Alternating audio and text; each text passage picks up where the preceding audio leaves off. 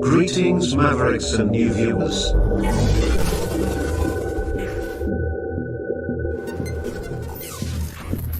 Tonight, direct and live from the Maverick News Network World Studios. This is Maverick News with Rick Walker.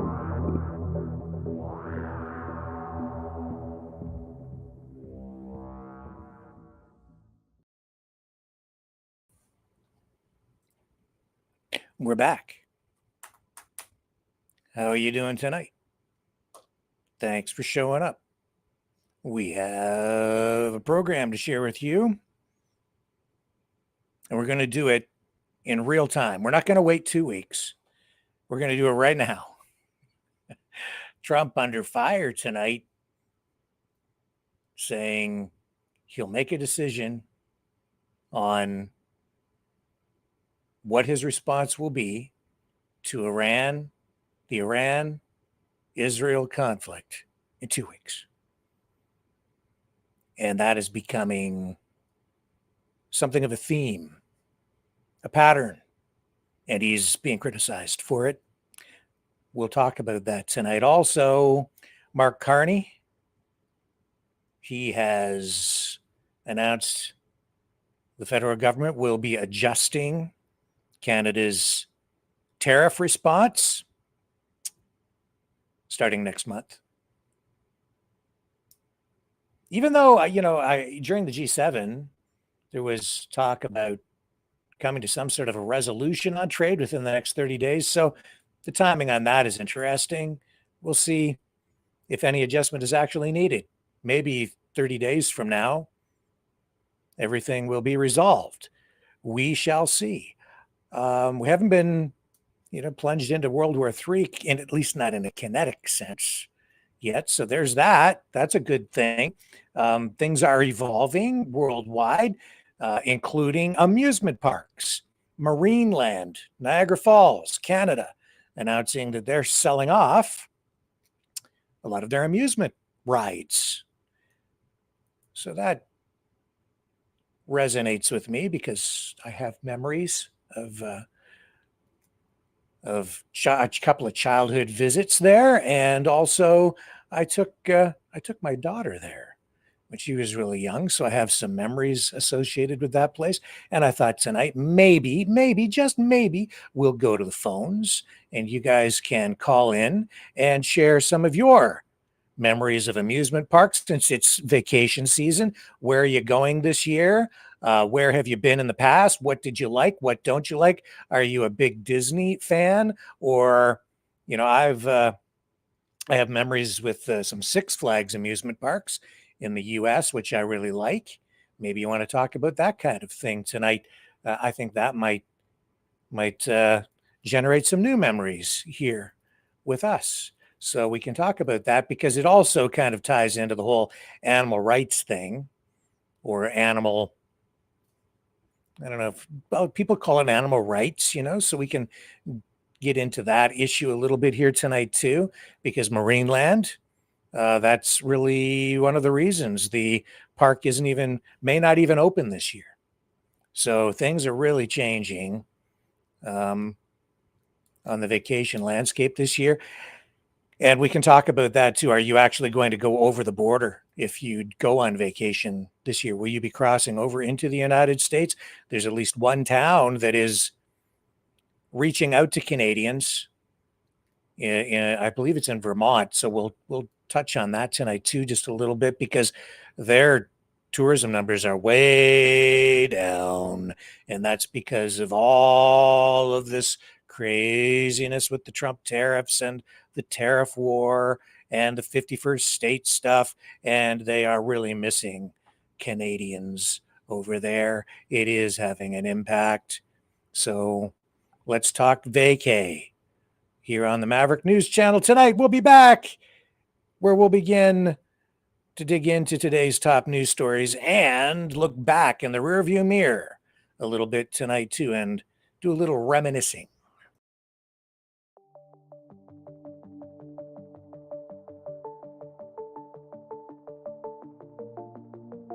Greetings, brave Mavericks. Our quest for truth continues. We go beyond fake news. Together we expose propaganda. Together we pull others out of rabbit holes. We are maverick thinkers.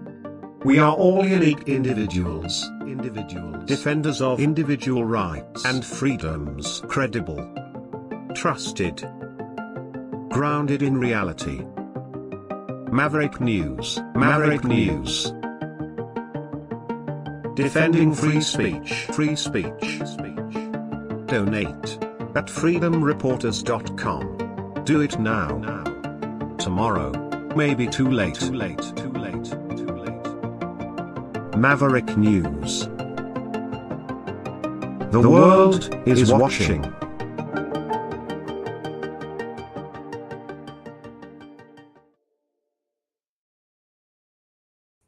The whole world is on pins and needles. Everybody's, wondering what is going to happen over in the Middle East. Just so much speculation. It's been the talk all around the world, right? You have the attack first by Israel on Iran because they say Iran is developing a nuclear weapon just a few nights ago. And then Iran, of course, responds with this barrage, this just wave of missiles and drones, and they're trying to overwhelm the Iron Dome.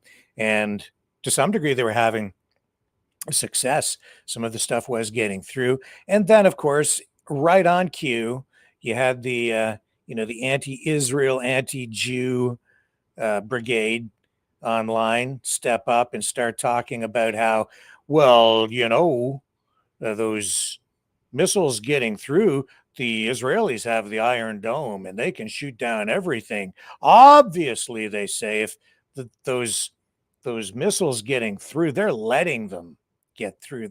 It's Israel's own fault that those missiles are getting through. Obviously, they're just trying to make themselves out to be a victim so that they can justify a bigger attack on Iran. It's twisted. It's stupid. I'm so tired of that. I'm so tired of all of it. I'm so tired of the. I'm just tired of it all. But I think the whole world is tired of it, and it's not going to end. It will just go on and on and on, unless something brings it to an abrupt end, and that's why everybody is looking at Donald Trump after all of that. And, and it's not black and white. And I don't think it is, personally, I don't think it's one side or the other. I think it goes back so far that you can't say this side started it or that side started it, because it's never ended. So it isn't clear who really starts and ends any of these things. But Donald Trump, a lot of people, expecting him to get pulled in to a war in the Middle East. And I've said before, I think that's really what, has been what's happened to the United States. A lot of people, just like the people who say Israel is obviously letting those missiles through on purpose, it's the same. It's the same people who then turn around and say the United States is just a warmongering country, and they're to blame for all the wars. But in reality, I think you're seeing it unfold in real time right here, right now, that the United States is maybe being sucked into another war, a war that I don't think anybody over here really wants to get involved in, but may have to get involved in. And that's because it's complicated. And the United States has been charged with the responsibility and the trust of the world in maintaining a nuclear arsenal and being the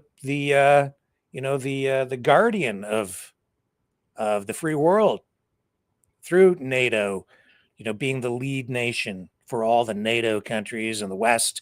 So on the Western side of the hemisphere, the globe, and the Western free world, it's been the United States that has been charged with the responsibility of protecting nations, Western nations, and in particular Israel, a very, very small country geographically. It's not a simple matter. And if Israel seems to be doing fairly well defending itself, because they are, very formidable military force because of support from the United States anyway, in particular. But if they're overwhelmed, if the attacks from Iran are more successful than some expect they might be, then the United States might get drawn into it. And they have all the assets in place. They've moved the carrier groups in there. They have the the jets in place. And who knows what's going to happen? I don't even think Donald Trump knows it's going to happen. And I'm not sure if he's the right guy for the job right now or not. Some people would say yes, he is, because he's taking an even hand and he's steady at the wheel. Others would say, and I'm kind of leaning more on this side right now, I think he's confused. I think he's surrounded by people who are not really giving him the best advice. I think he has other people around him that he's beginning to realize have been giving him bad advice, who maybe have other agendas. And I think that he's being slapped upside the head with a big dose of reality. Geopolitical reality. You'd think it, after all this time in politics now, entering politics as not a politician, but a business guy coming down that escalator. It's been almost a decade, and you'd think he would have a better lay of the land and a better handle on the history and the realities of politics today, so that he could make, decisions in a firm and quick way. But it seems like everything, honestly, is a matter of indecision for Donald Trump. And everything seems to come with a 2-week time deadline or period, where he kind of sits back and says, "Oh, I'll look at it over the next 2 weeks." 2 weeks. And that's what we've got to get, what we got to gain today. Here's his press secretary, Caroline Leavitt. And what does she say when coming out to address this today in the White House news conference? Well, listen for yourself. Now, regarding the ongoing situation in Iran, I know there has been a lot of speculation amongst all of you in the media regarding the president's decision-making and whether or not the United States will be directly involved. In light of that news, I have a message directly from the president, and I quote, "Based on the fact that there's a substantial chance of negotiations that may or may not take place with Iran in the near future, I will make my decision whether or not to go within the next 2 weeks." That's a quote directly from the president for all of you today. So we'll kick it off for questions here in our new media seat. 2 weeks. We have Eli Lake from the Free Press. Eli, go ahead. 2 weeks. Thanks so much for having us. 2 weeks. Thank you. The Free Press. The decision to extend the, delay in enforcing the TikTok ban. Sure. Can you talk about how the White House understands its constitutional authority in light of the Supreme Court's decision in January that said that the president had to enforce the ban? Sure. Well, as all of you know, because the president put it out on his Truth Social today, he did sign an executive order to extend the TikTok ban for 90 days. So in the effort to make a deal. And the White House counsel and the Department of Justice have reviewed this executive order, and I can get it for you. I think it's on our website by now. If it's not, my team will now put it up immediately. And you can read the language in that executive order. And the White House counsel's office and the Department of Justice strongly believe in the legal rationale for this executive order. They wouldn't have the president's pen hit it if they didn't. And the political reasoning for this, of course, is because the president made a promise to keep TikTok on. There are 100 million Americans who use this app. It's widely popular. He also wants to protect Americans' data and privacy concerns on this app, and he believes we can do both things at the same time. So he's making an extension so we can get this deal done. Can I get a follow-up? Sure. A few weeks ago, Tucker Carlson reported on a meeting between the president, Mark Levin, and others at the White House. Is there a leak investigation, and can you say who else was in that meeting? I'm not aware of a leak investigation at this time. I, for one, do not reveal details about the president's private meetings without his permission to do so. But certainly the president does not like when people leak. He takes that very seriously. This entire administration takes that seriously, and that's why you've seen at agencies some of the cabinet secretaries have been given the authority by the president to let go of staff who are engaged in such leaks, especially those that risk American national security. Sure. Go ahead. Caroline, thank you. So Rhino warmonger Lindsey Graham, he recently called on the U.S. to go all in. That's quite the lead to a question. Right. What's your message to everyday Trump supporters? Not the Tucker Carlsons or other big names, but everyday Trump supporters, grassroots who voted for President Trump to stop the wars, rejected this in the primary, going into another war with voting against Nikki Haley, and they want to see non-U.S. involvement in this war. What's your message? Trust in President Trump. President Trump has incredible instincts, and President Trump kept America and the world safe in his first term as president in implementing a peace through strength foreign policy agenda. And with respect to Iran, nobody should be surprised by the president's position that Iran absolutely cannot obtain a nuclear weapon. He's been unequivocally clear about this for decades, not just as president, not just as a presidential candidate, but also as a private citizen. In fact, I have some quotes for you. In 2011, President Trump said, America's primary goal with Iran must be to destroy its nuclear ambitions. We cannot allow this radical regime to acquire a nuclear weapon that they will either use or hand off to terrorists. In 2015, the president said the problem is that Iran poses an existential threat to Israel, our Middle Eastern allies, and the United States. And of course, the president has repeated that in his first term as president and his second term as president as well. That's why he was adamantly opposed to the disastrous Iranian nuclear agreement that was implemented by President Obama. And it's why he has given great latitude and given a lot of effort to achieving a diplomatic solution. But he's been very clear. Iran went for 60 days when he gave them that 60-day warning without coming to the table. On day 61, Israel took action against Iran. And as I just told you from the president directly, he will make a decision within 2 weeks. A follow-up. Oh, 2 weeks again, and just trust Trump. I'm not so sure. Things ain't looking good around the world, folks. To me, we have a guy who says he was going to be the peace president. Everything in Ukraine is worse. Everything in the Middle East is worse. This is spiraling, maybe out of control. It's escalating. He keeps drawing lines in the sand and then backs down, whether it's on tariffs or on on these conflicts, these wars. Gave Russia a 2-week deadline. Drew a line in the sand there. It came and went. Nothing happened. I don't think he even commented on it after the 2 weeks. And now this in the Middle East, man, it feels more like waffling and him being indecisive and unable to make a decision, honestly, than being decisive. And this is not good. That's why he's being viewed by many as not just the 2-week president, but a weak president. Sure. Go ahead, Natalie. At this Caroline, point. can you confirm whether Steve Witkoff has been in touch with the Iranian foreign minister? And does Witkoff plan to go to Geneva tomorrow for talks? I am not tracking that on Mr. Witkoff's travel schedule, but I can certainly check in with him to be sure. As for correspondence between the United States and the Iranians, I can confirm that correspondence has continued. As you know, we were engaged with 6 rounds of negotiations with them in both indirect and direct ways.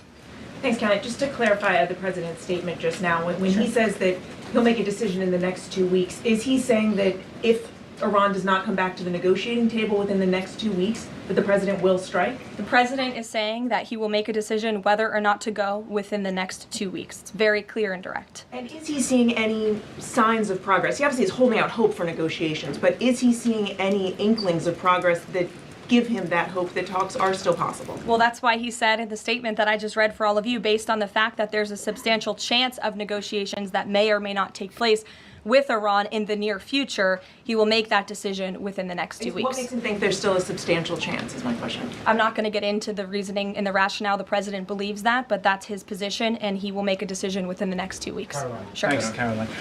2 weeks. President Trump has said previously in regard to Russia, he's used this phrase about 2 weeks several times in terms of like, we expect like a 2-week deadline and then you give another 2-week deadline. How can we be sure that he's going to stick to this one on making a decision on Iran?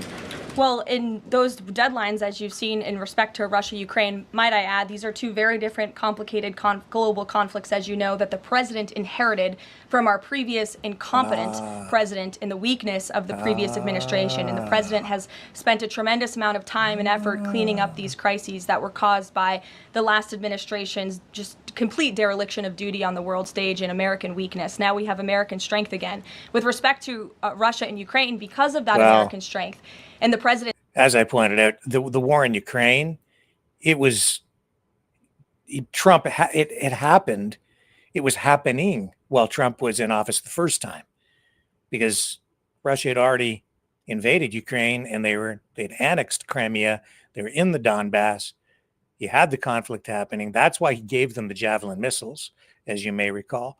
And then you got the full-scale invasion after, when Biden came into office, but it was happening before Biden came into office. Trump didn't inherit that from Biden. It came from the administration before that. And this situation in the Middle East, I mean, you had the Abraham Accords, but that didn't hold. And it's just now this indecisiveness, this waffling, this back and forth, and drawing lines in the sand for Vladimir Putin. People are not taking him seriously at this point. And you can see that just from the questions coming from the media. It's not a good look. That's why he got that nickname, Taco. Trump always chickens out. Well, it's on display here today. This is what you get when people start calling your bluff and you don't have any cards of value in your hand. Leadership, we have seen these two sides engage in direct negotiations. And the last time the president said 2 weeks, you saw Russia and Ukraine have direct negotiations for the first time in years. And so the president is always interested in a diplomatic solution to the problems and the global conflicts in this world. Again, he is a peacemaker in chief. He is the peace through strength president. Nope. And so if there's a chance for diplomacy, the president's... Nope. We lost the feed there, but that's okay. We've had enough of that for the moment. His pattern, people are figuring him out. His tough negotiating tactics, his approach to negotiating. They've got him figured out. They read his book, and he gave away all his trade secrets. Right? It's not good for him. It's bad because he shot himself in the foot. They know his playbook now, and it's hurting him and hurting America. And that's because he doesn't want to get engaged in any of these wars. He's made that very clear.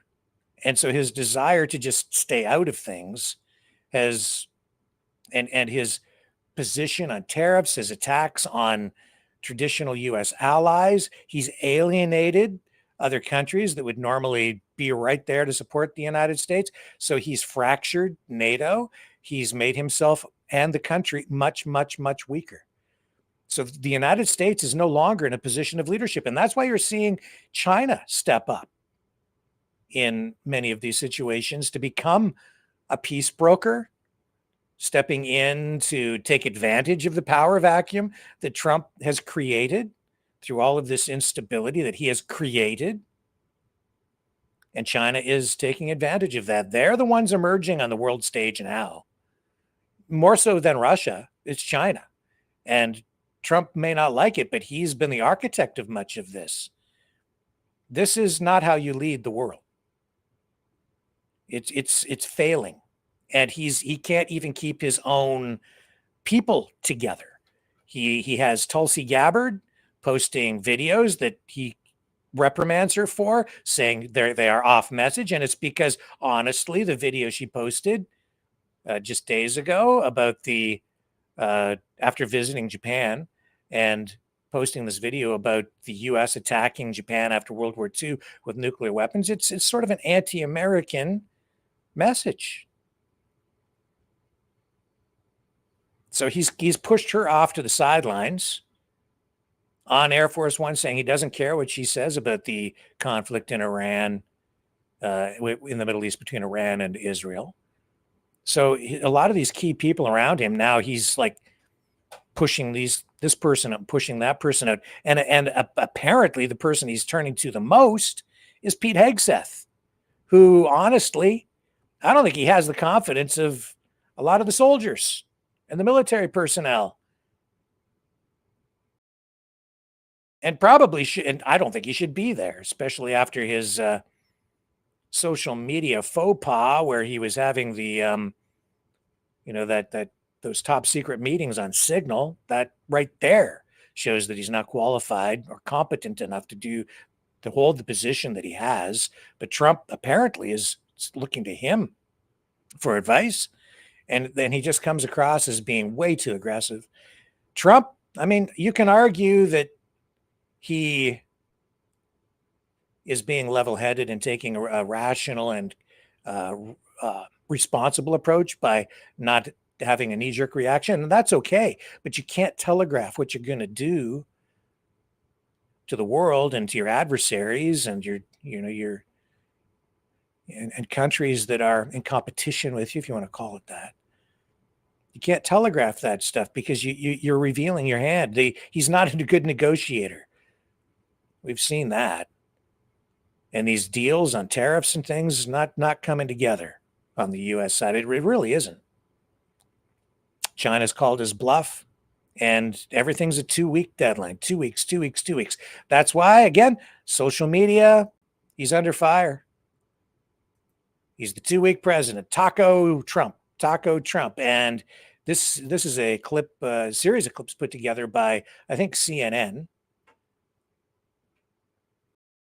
showing how Trump is always he's like the 2-week president. Here it is. Trust President Putin. In about 2 weeks. Is Ukraine doing enough to get this?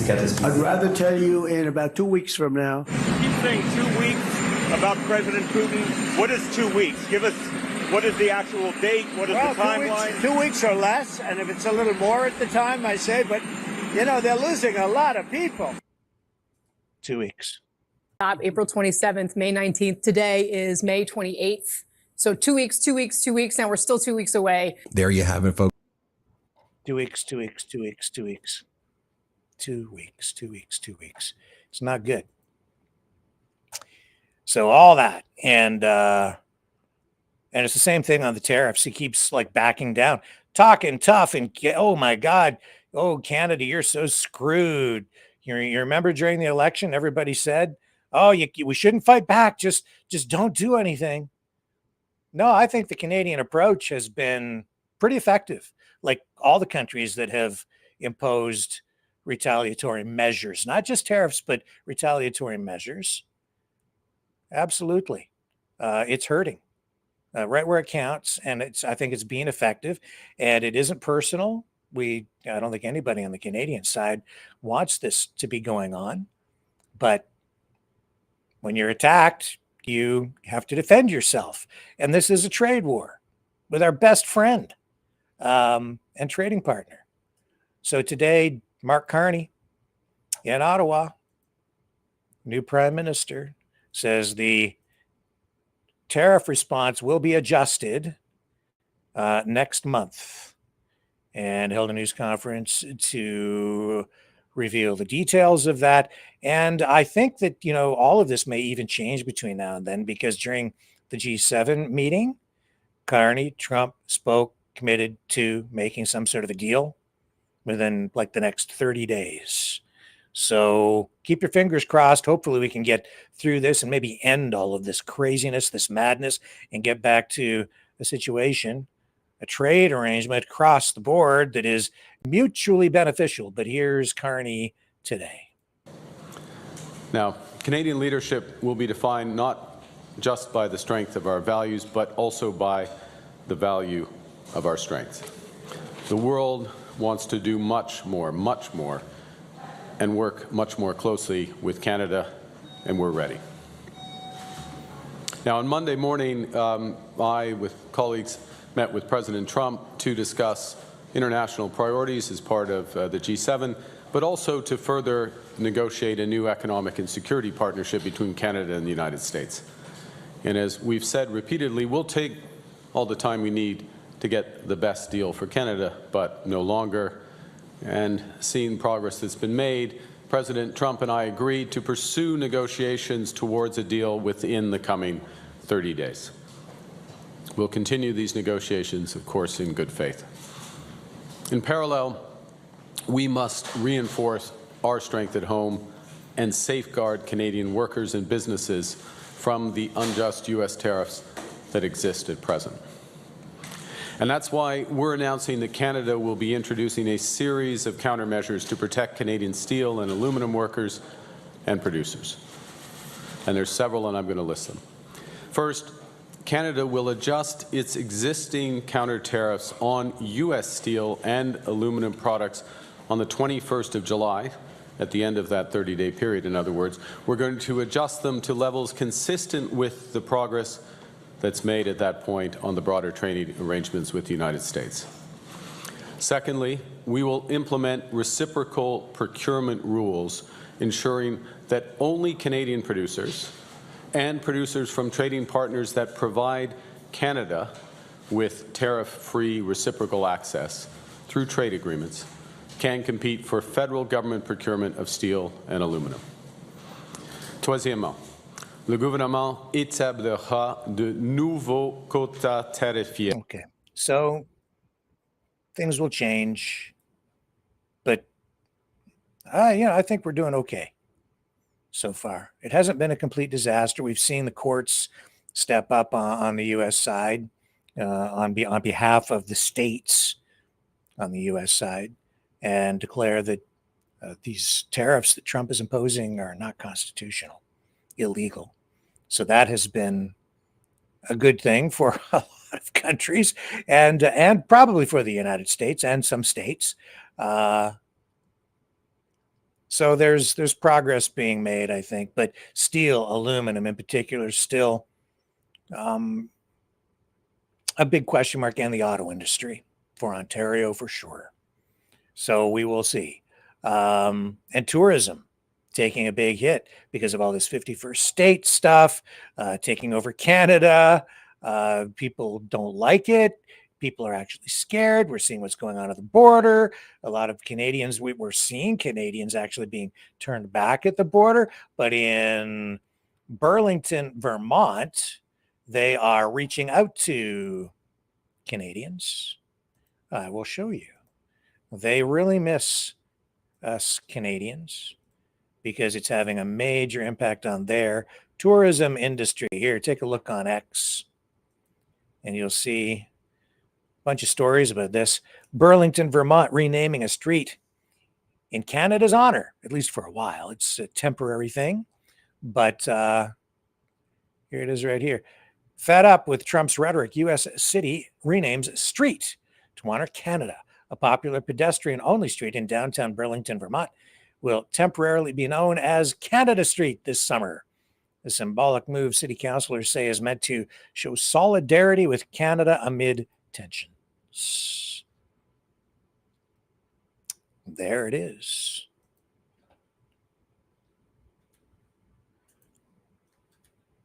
So I took note of that yesterday. I just didn't have time to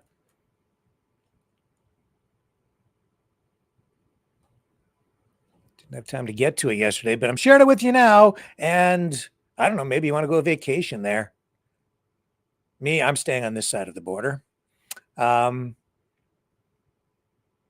Vermont is, I would say, Democrat friendly. They're saying it's kind of a progressive place. I haven't been there. Burlington. Yeah. Looks like a friendly place anyway. Apparently I'm woke right now by some people. Oh. because I didn't fall into line and comply on the Ostrich story. I didn't know that was even a thing, but okay. I thought when you decide that you're not going to comply, that would make you a bit of a rebel, wouldn't it? Or maybe a maverick. Yeah, well, I decided I will not comply. I will not lie. I am dedicated to telling the truth. And that's what I'm doing here tonight, at least trying to anyway, get you closer to the truth. And Doug Ford, Ontario Premier, he's embarrassed himself. We're going to get to that in a minute too. But actually, what I should do is I just want to do another little Twitter scroll here to just show you the 2-week taco president and the way he's being viewed on social media.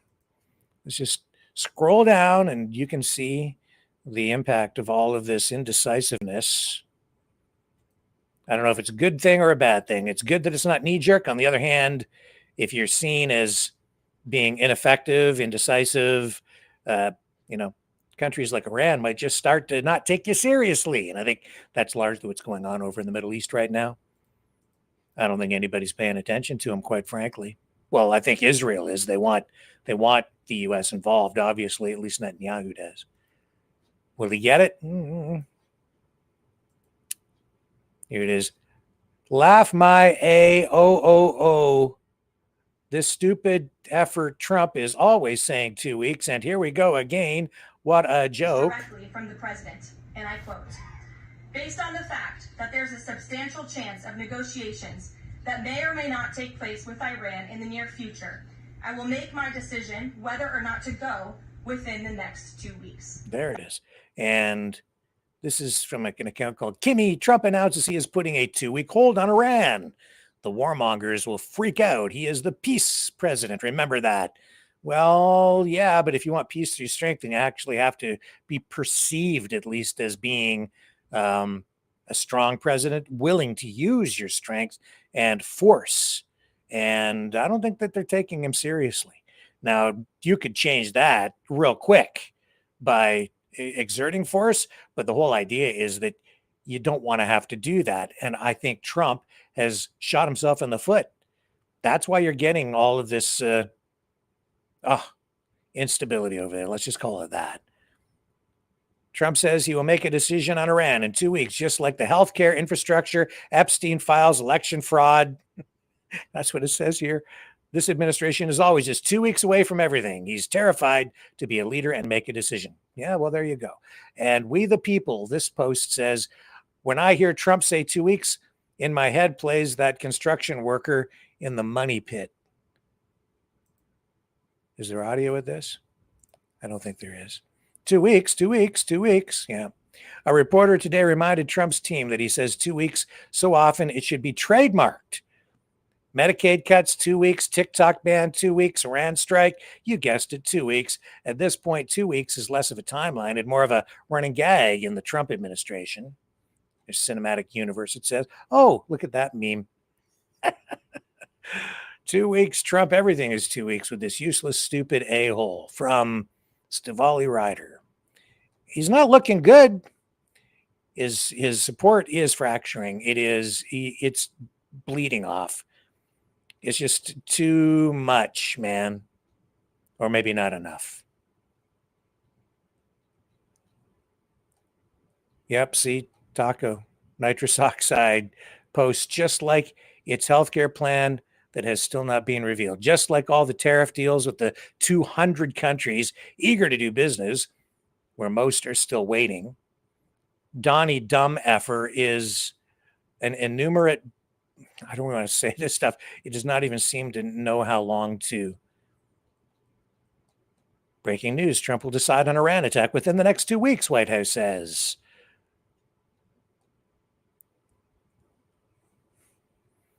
And oh my goodness, Seymour Hersh is reporting that the American bombing campaign is going to start this weekend. Since Mark Levin has been cool as a cucumber all afternoon, despite Trump's new 2-week delay, I think this is probably right, it says here from Mel. And just like we said, it won't be limited to the nuclear facilities. They're going to attack all IRGC infrastructure, plus police stations and government facilities, housing documents and files. Look at the casual way in which Washington and Israel bicker of who should be installed to run the country of 90 million people. This is the reason these people hate us, and who can blame them? Well, here's a prediction from Seymour Hersh. This is a report on what is most likely to happen in Iran as early as this weekend, according to Israeli insiders and American officials I've relied upon for decades. It will entail heavy American bombing. I have vetted this report with a longtime U.S. official in Washington. He told me that all will be under control if Iran's supreme leader, Ali Khamenei, departs. Just how this might happen, short of his assassination, is not known. There's been a great deal of talk about American firepower and targets inside Iran, but little practical thinking, as far as I can tell, about how to remove a revered religious leader with an enormous following. Right here it says, I have been told that the White House has signed off on an all-out bombing campaign in Iran, but the ultimate targets, the centrifuges buried in at least 80 meters below the surface at Fordow, will, as of this writing, not be struck until the weekend. The delay has come at Trump's insistence because the president wants the shock of the bombing to be diminished as much as possible by the opening of Wall Street trading on Monday. Trump took issue on social media this morning with a Wall Street Journal report that said he had decided on the attack on Iran, writing that he had yet to decide on a path forward. Fordow is home to the remaining majority of Iran's most advanced centrifuges that are produced, according to recent reports of the International Atomic Energy Agency, to which Iran is a signatory, 900 pounds of uranium enriched to 60%, a short step from weapons-grade levels. And it is that membership in the IAEA, which I would say gives credibility to the claims that Iran is close to developing a nuclear weapon. Here we go. Here's this. To get this. I'd rather tell you in about 2 weeks from now. Keep saying 2 weeks about President Putin. What is 2 weeks? Give us, what is the actual date? What is the timeline? 2 weeks or less, and if it's a little more at the time, I say, but, you know, they're losing a lot of people. So keep an eye on everything heading into this weekend. We'll see if Seymour Hersh is right about this one. We will see.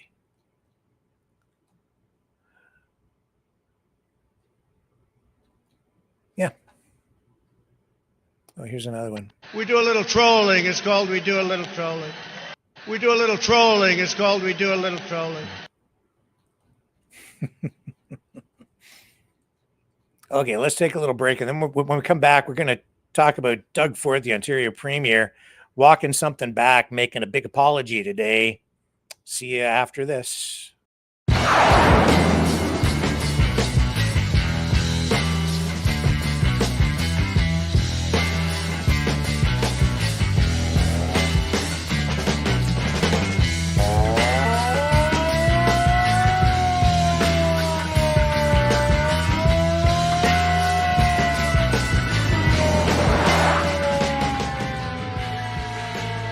Maverick News. Fighting for freedom. Okay, so Doug Ford, Ontario Premier, yesterday made a comment about First Nations leaders always coming to the government with cap in hand. So he had a 2-hour meeting today. And this was with First Nations leaders. And he came out of this meeting after 2 hours and apologized for what he said yesterday. So these comments, I guess, yesterday were in relation to the government, trying to develop minerals and mines in Canada, in Ontario. And he says that his government is holding its duty to consult with First Nations, but has said that while some are excited about the economic opportunities, others will never agree. And he has vowed to move forward on all of this despite opposition. And yesterday he said they, when referring to these, it's obviously a difficult thing for all governments in Canada to deal with, because you're dealing with a lot of different First Nations communities and you have to get approvals in place. And so when I say difficult, I mean there are hurdles to overcome. You have environmental regulations and the whole permitting process, and then you have to get First Nations at the table and you have to negotiate all of these things. And especially if you're dealing with things across borders and getting your goods to market. So he made this comment in passing as part of what he said yesterday. You know what? Maybe I'll cue it up for you. Let me take another quick break and I'll get that clip. Then I'll play what he said today. You know, someone very profoundly once said many years ago that if fascism ever comes to America, it'll come in the name of liberalism.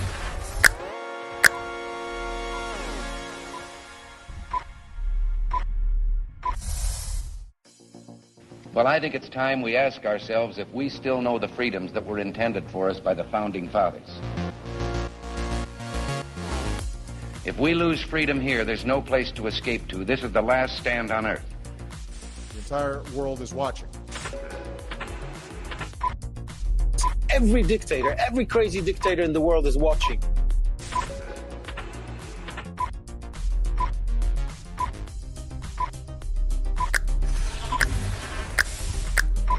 The world is watching. On TV, the entire world is watching. On social media. But the entire world is watching, and yes, they are seeing what we have apparently bravely been willing to say that others are thinking. Stand for freedom. Literally stand for freedom. Let's get this done. The entire world is watching. We're at war with the most dangerous enemy that has ever faced mankind in his long climb from the swamp to the stars. Maverick News. Maverick News. Maverick News. Let me have more control of my own destiny. The world is watching.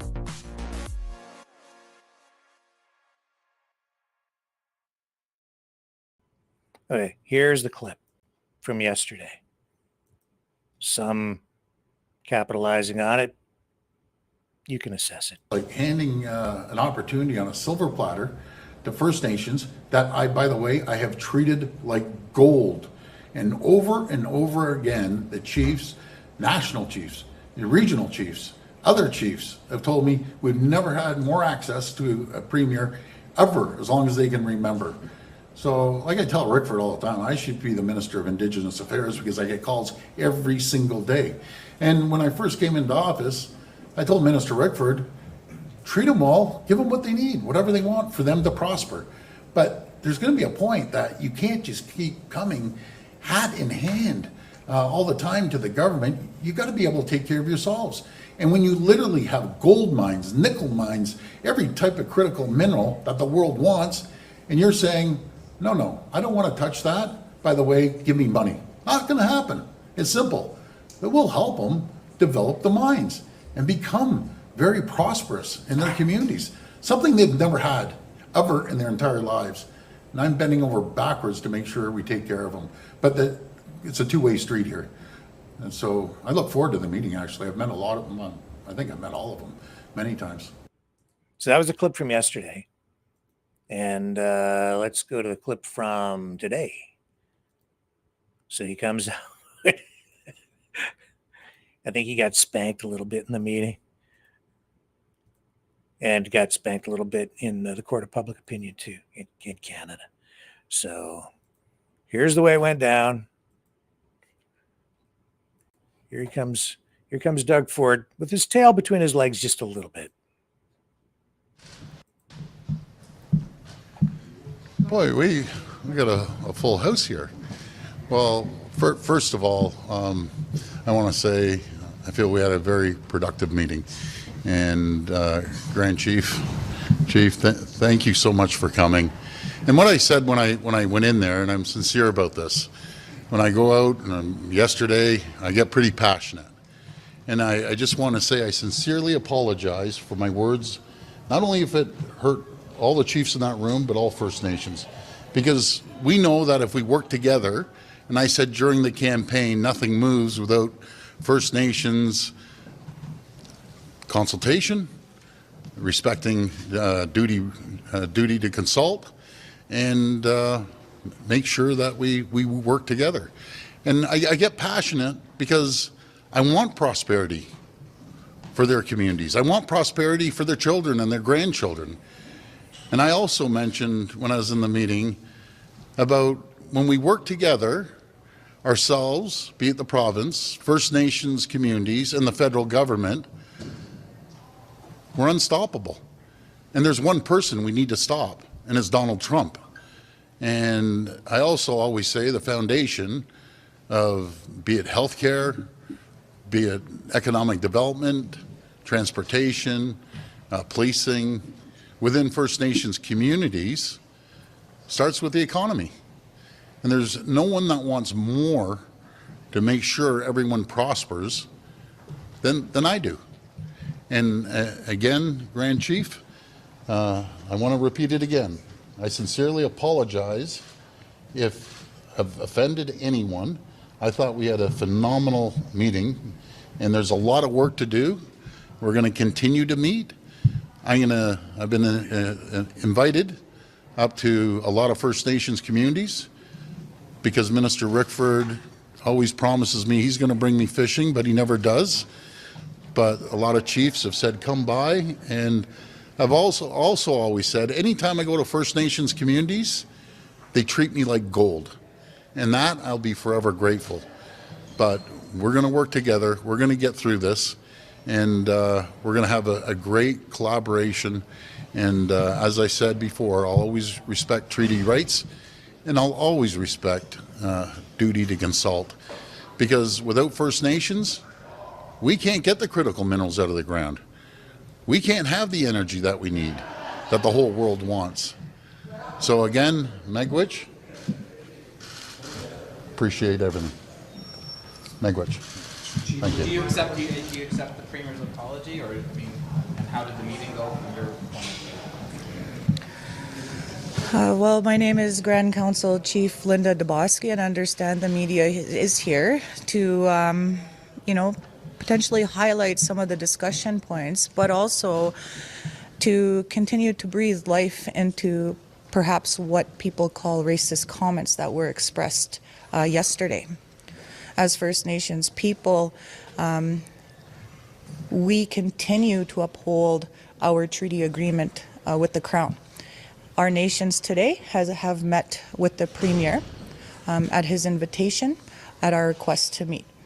And so I can confirm that before the meeting started that the Premier has indeed and did indeed apologize to our First Nations rights holders sitting at that table today.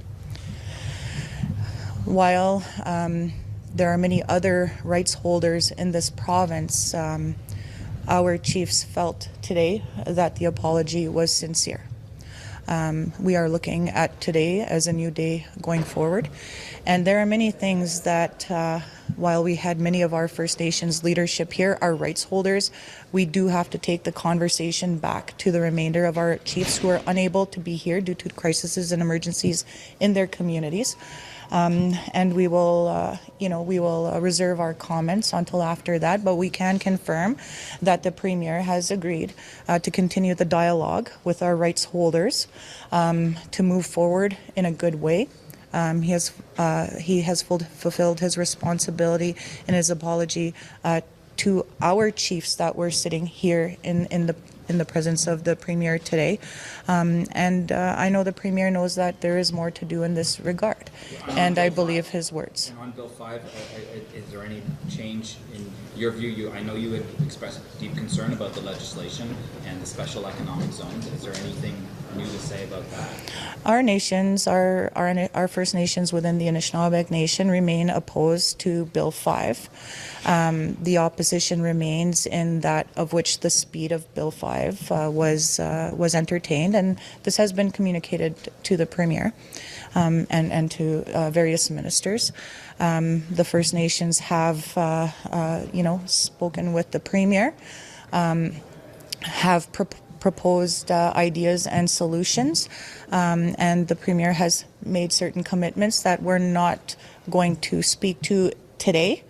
We do have to respect our nations who weren't in the room today to have those further discussions and to keep the discussions with the Premier within that realm.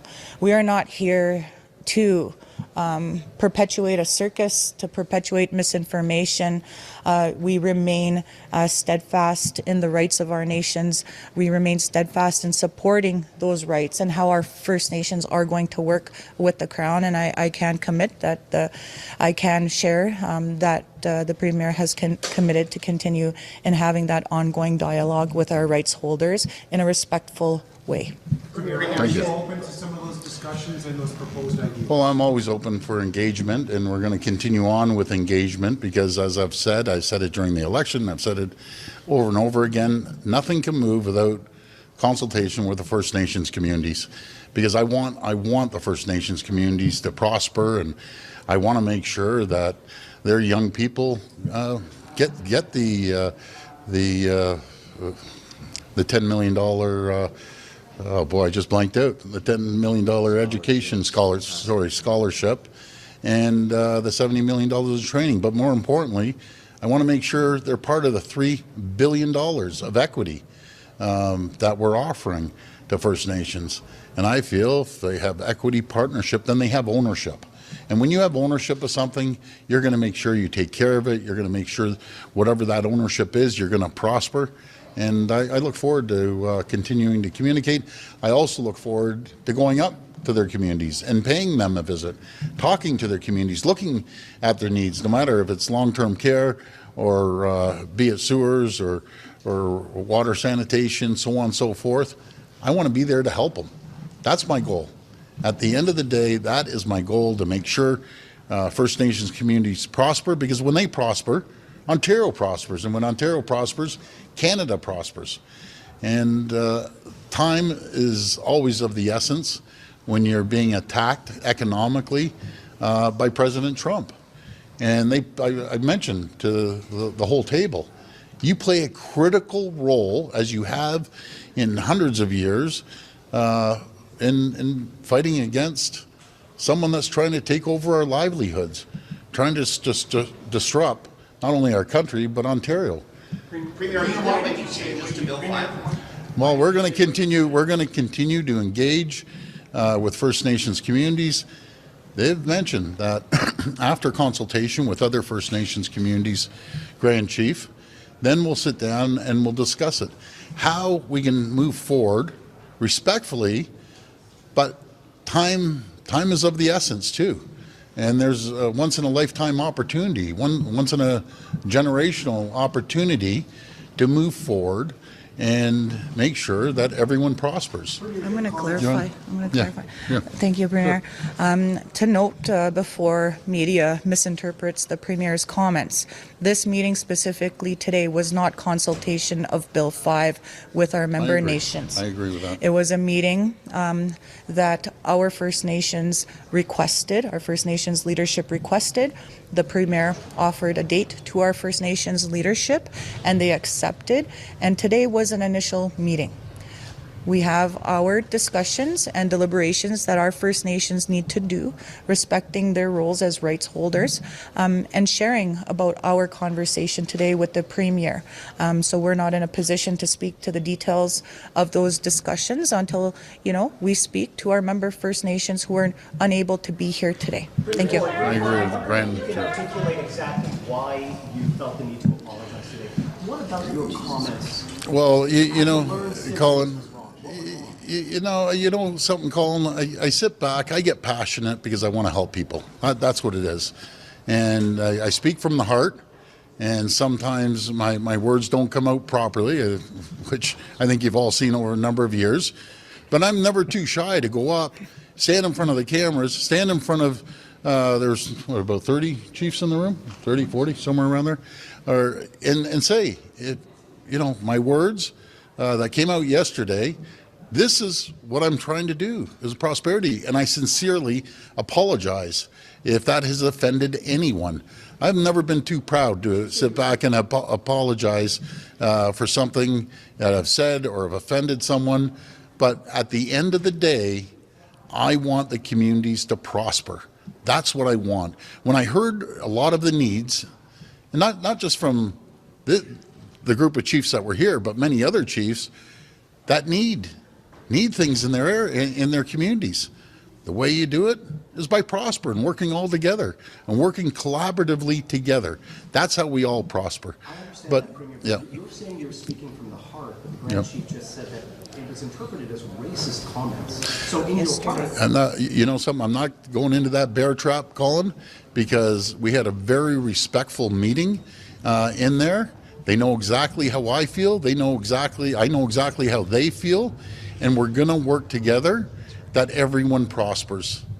Everyone prospers. And did you? I'll clarify that. So I just want to add to that. Those meetings, in our view, were of that. And it are our chiefs today. While going to this meeting, we were, our chiefs, our rights holders, were fulfilling their duty as a treaty partner to have those respectful dialogue and communications with the Crown. To be honest, we weren't expecting an apology because of how we feel we've been treated.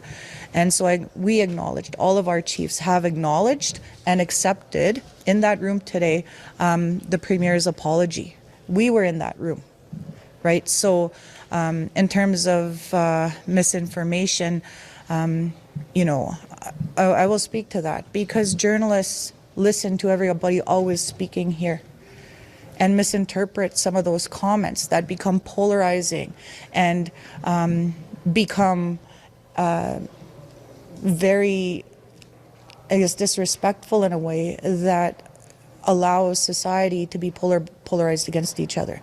We were clear with the Premier, and the Premier knows this, that these are treaty partners. Our nations are treaty partners, as is the Premier, and he has agreed to continue on with that dialogue, upholding that responsibility that he carries, and has apologized for the words that were used. Apologizing to a bunch of cameras is not that meaningful, but again, I can't and he can't eloquently describe what that room was today, but we are reserving our comments into the content and detail of that conversation to a later time to allow us to respect our rights holders, our chiefs, to have that dialogue and communication of what transpired today. Last question. Mr. Ricker. could you talk about what your specific concerns are about Bill 5? So we could hear those.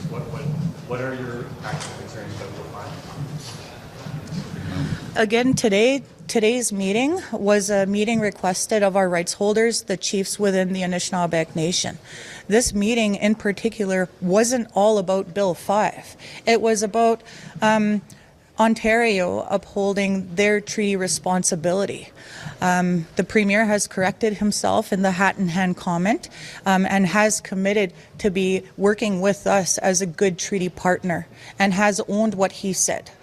And I'm not going to belabor that, but also I think it would be disrespectful to our First Nations communities to suggest their only concern is Bill 5 at this time. So again, these dialogues, these conversations that are happening directly with our rights holders need to be kept safe. They need to be kept from being misinterpreted by journalists and misinterpretation by those who may read them. And, you know, our First Nations within the Anishinaabe Nation will always support the treaty rights and responsibilities that we share. These were contractual agreements signed by our ancestors and the ancestors of Ontario to uphold and to continue a way forward. So our chiefs today were very grateful that the Premier agreed to this first meeting today, and we too are looking forward to ongoing dialogue with the Premier. He is a man of his word. He tells us, so we know that those dialogues will continue. All right, thank you. Thank you. Premier, can we ask you about Prime Minister Carney's Thank you so much. counter tariffs? Yeah. Yeah, so I did have an opportunity to talk to Prime Minister yesterday. He did give me an update. I'm very positive on what he's transacted with the president. It will be another 27 days now. I think we're down to 27 days, and I like the fact that in the steel sector he's putting that quota on, and then I also like the factor that, you know, if the president doesn't come to the table, I'll give him my full support on full-out tariffs of 50% on steel, but let's see what happens. And I also, in full support, if the president comes and says we're putting 10% across the board, well, we need to put 10% across the board and make sure that we protect our manufacturers here. That's the most important thing. But I do have the confidence in the Prime Minister and his team to move forward with these negotiations, and I believe he did a very, very good job for the short time he had with the Prime Minister. But it also gave him extra time. I'm sorry, with the President, but it's given him extra time to talk to all the other leaders around the world that want to work with us, that want to trade with us. And I'm just grateful for, honestly, for our relationship. He's going to be speaking tomorrow with all the premiers at the FMM meeting and updating them as well. And then we'll be following up in a COF meeting on July the 20th. All right, thank you, everyone. All right. Enough of that. It goes on a little longer, but we've seen Doug Ford squirm long enough. Tough job.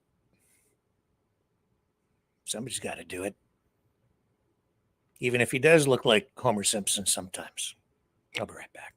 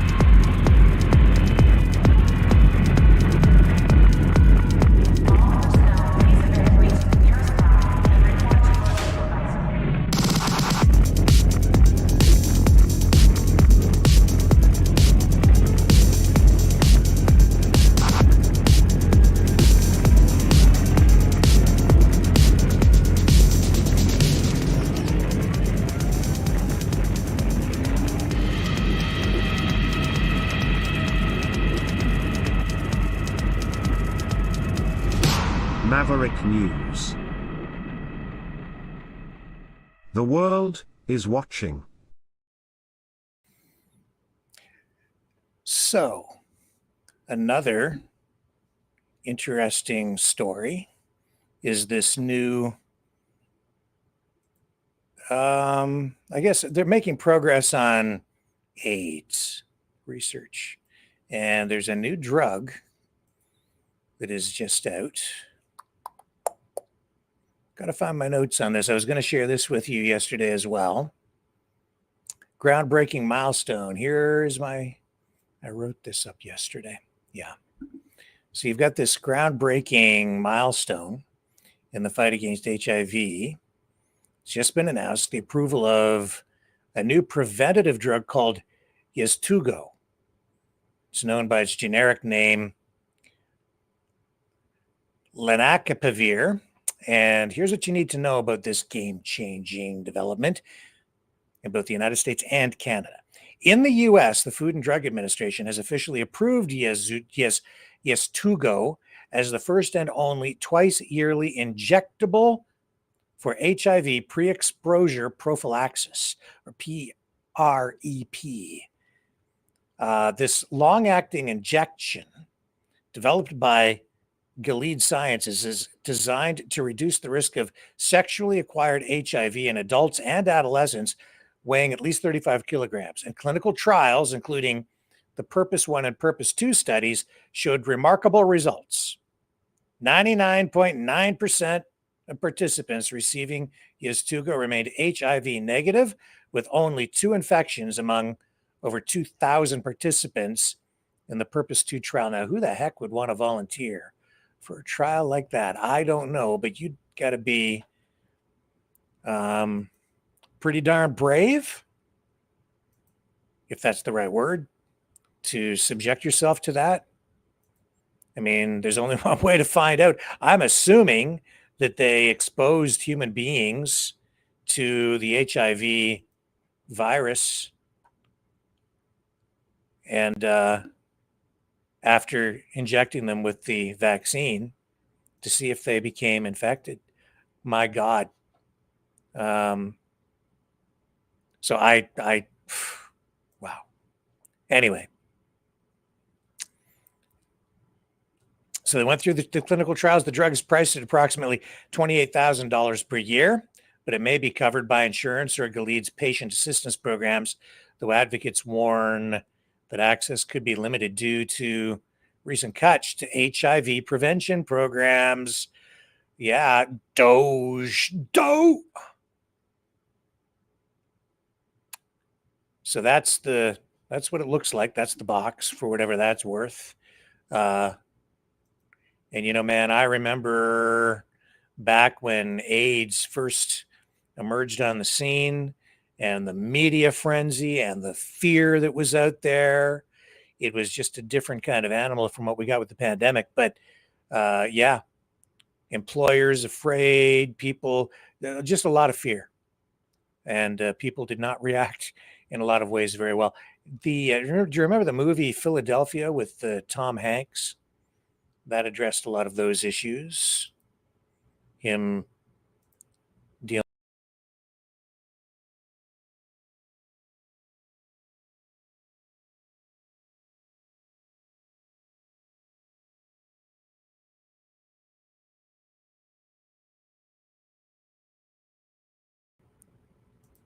Oh, we lost our video there for a moment. I'm back. Okay. So that's what she looks like. Yeztugo works by targeting the HIV capsid, a protein shell that protects the virus's genetic material, disrupting multiple stages of the HIV life cycle. So this unique mechanism apparently sets it apart from other antivirals with no known cross-resistance to existing drug classes. And while side effects like injection site reactions are possible, the drug so far has been well tolerated in trials. And this approval marks a historic step toward ending the HIV epidemic, with experts calling Yeztugo a potential game changer. However, challenges remain, including ensuring equitable access and addressing funding cuts that could hinder distribution, especially in low-income regions. So stay tuned for updates on this as the story develops. In Canada, Yeztugo is not yet approved for HIV prevention, but the landscape is evolving there, and lenacapavir is under the brand name Sunleca, was approved by Health Canada back in November of 2022 for treating multi-drug resistant HIV in adults. Gilead has filed for regulatory approval from Yeztugo as a PrEP option in Canada, with submissions also made to authorities in Australia, Brazil, South Africa, and experts estimate that approval for HIV prevention in Canada could come by 2026, pending negotiations and regulatory reviews. And if approved, Yeztugo would need to be added to the provincial formularies, which would or could take an additional amount of time depending on pricing agreements. And the drug's twice yearly dosing could significantly benefit high-risk groups in Canada, including gay and bisexual men, Indigenous communities, and others disproportionately affected by HIV. It's been a long road, a difficult road for our society dealing with this issue. And the change in administration down in the United States and the shift in approach to healthcare, going to be watching that very closely as well, because you've got these big budget cuts that have been happening down there. And that's shifting the way healthcare is being dealt with. Although I'm wondering to some degree how much of that is just window dressing to, I guess, send a message or a veneer of something to the MAGA base. Because while we're seeing that big, what was it, how many millions of dollars was canceled for Moderna research into bird flu vaccine research for humans? That was all canceled And yet at the same time, we saw that big news conference just after the election when Trump announced big time money for mRNA research to develop new treatments for even cancer and vaccines that they can custom tailor using digital CRISPR technology, tailor making vaccines for you to prevent a variety of diseases, having them made for you within hours. So, wow, big changes on the horizon for healthcare if we as a society choose to pursue those things, and how much faith you have in those things. And we'll have to see how safe those things are over time. But that is where the science is at now. We pivot away from science and take a look now a little bit here at vacation time. This is a story that, resonates with me just a little bit tonight because I have memories of MarineLand in Niagara Falls, Kanakistan. Oh, I'm sorry, Sandy. Sandy doesn't want me to call Canada Kanakistan anymore. She doesn't like it, I guess. I don't mean it in a disrespectful way. I'm just being playful because people look at Canada as kind of a socialist country, right? And I just think I poke fun at my own country a little bit and call it Kanakistan. I don't mean any disrespect. So if I've offended anybody, I apologize, but not that much because I think it's funny. When I call it Kanakistan, I'm allowed. It's my country, but I don't mean it in a pejorative way, Sandy. I'm kind of sorry, but it's okay. It's all right. It's because I have confidence in my country that I can call it that. Here's this story about MarineLand, though, just to pivot back, because a lot of people, Sandy, a lot of people want to vacation this year in Canada, not head out of the country. And there's a lot to see and do. And oh, I forgot too. Carney announced that. What is it? That special pass to keep people in Canada this summer. So I don't know what you guys are doing for your vacation plans, but if you're planning on going to MarineLand, it's not even clear this year if the park will open. They are in the process of selling off some of their rides because the amusement park industry is evolving, is the word they're using. But of course, a lot of this is because amusement parks like MarineLand, where they have animals, are falling out of favor with a lot of people, and especially as animal rights groups have focused so much attention on them and have challenged them and protested so much over the years. And a lot of people just don't support the places the way they used to. So here's this global news report. Let's just run a little bit of this. At one time, popular amusement park and aquarium in Niagara Falls is looking to sell its rides. MarineLand is advertising its collection of amusement rides for purchase by other parks and entertainment companies.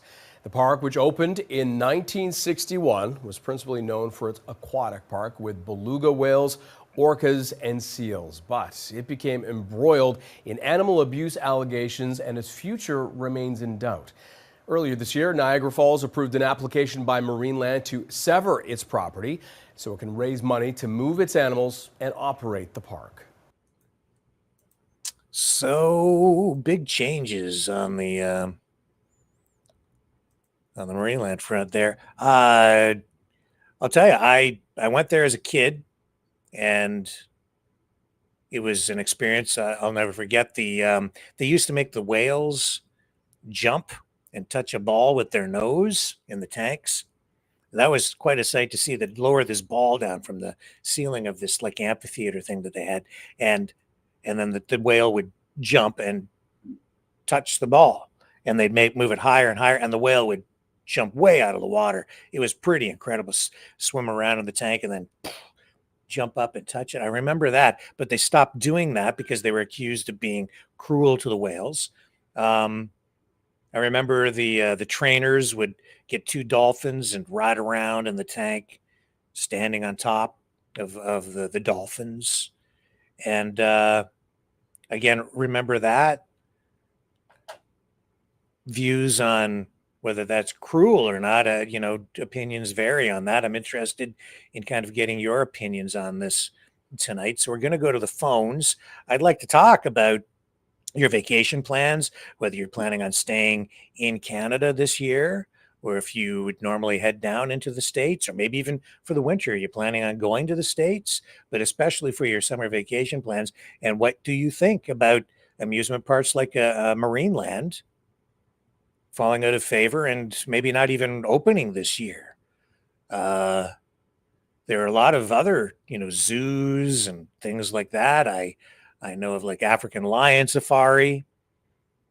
There's a place not far from here, which is really a very cool place that a lot of people don't know about. It's called Greenview Aviaries.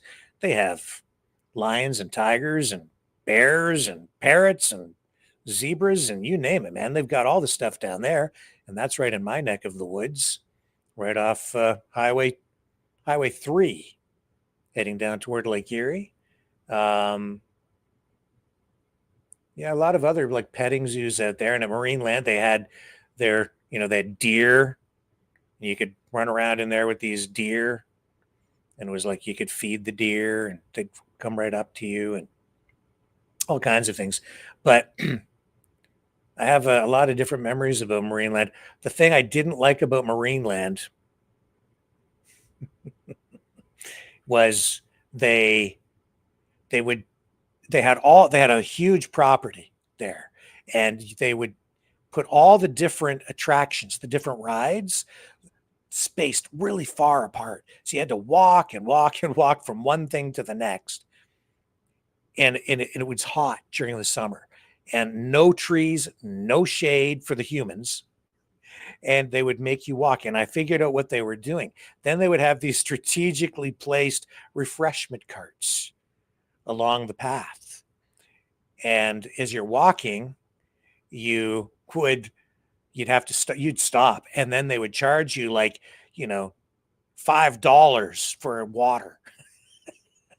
Because it's like walking in the Sahara Desert and the sun's beating down on you, and it's taking forever to get to where you're going. So I remember, and I'll go to the phones here in a moment so you can share your memories too. But just to tee this up, my wife said, let's take the kids to MarineLand. And I remembered what it was like there. And I said, oh, the kids were really young. And Brian, my son, just a baby, still in a stroller. And I said, okay, well, we'll go. But I remember the last time I was there, and the reason I remembered was because I went there to do a story for the television station. And it was just so far apart. And I said, we're going to be smart. So before we went, I got rollerblades, and we rollerbladed down the pathways, pushing the stroller, because it was just a lot easier and faster to go from one place to the next. So I'm always thinking, always thinking outside the box. So that took a lot of the stress off that trip that day. But big memories there. And then years later, when my daughter got older, I'd worked so much. I think I'd worked almost 6 weeks straight without a day off. And finally I got a day off, and it came in the middle of the week. And I just, out of the blue, and I said, I said, my son's still small, but she was a little bit older. So I said, I'm taking you to MarineLand today. And off we went to MarineLand. And I just drove up there, just her and I. And we went, and we spent the day at MarineLand. I bought her ice cream. And she got this chocolate ice cream cone thing, soft ice cream. And she wore most of it on the front of her shirt. And she just was an absolute mess, just a mess. And we went to watch the whale and dolphin show, and we were way up in the bleachers at the very top, at the very back of the stadium. And we're sitting there, and and And every show they had kids come up to help with the show, and they would pick a kid out of the audience, and they picked my daughter out of all the kids in the place, and the very back of the place, and they picked her. And so down she goes, and she is just a sight because she's just covered in chocolate ice cream, which was just embarrassing, but also funny. And honestly, and the young lady that was one of the trainers was just laughing, and on the the PA talking to my daughter and making a big deal out of the mess on her in front of her. I'm sorry, my daughter. I know you don't like me talking about you on the program, but I can't help it. This is one of my cherished memories of your childhood. So that's the thing. I mean, it just made great memories for me, and that was just a special day for me and my daughter because we just went to Marineland that day, and then we went down after, and just the fact that she got to go down and pet the dolphins and pet the whale and be part of the show, that just made the whole day. And then we went over to Niagara Falls. We took a look at the falls, and then we hopped in the car and we came back home. And that was my great day that just still stuck in my mind with my daughter. And all the animal rights issues aside, I will always cherish that moment because there are far too few of them in our lifetime. And that's why today's story about Marineland really struck home with me. And I'm interested to hear what you guys have to say about your fondest memories of summer vacations and what you're planning to do this year. So let's get those dialing fingers limbered up and start dialing now, because it is call-in time. So you can weigh in on the conversation and share your summer vacation memories and plans. We can talk about other stuff too, but I'd really kind of like to focus on that stuff tonight just a little bit. Here's the number to call. Okay, Mavericks, it's call-in time. Join the conversation. Call 1-647-734-4220. Then enter the PIN number 860-075-764, followed by the pound sign.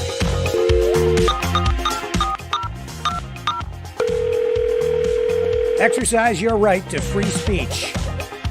Call 1-647-734-4220. Then enter the PIN number 860-075-764, followed by the pound sign.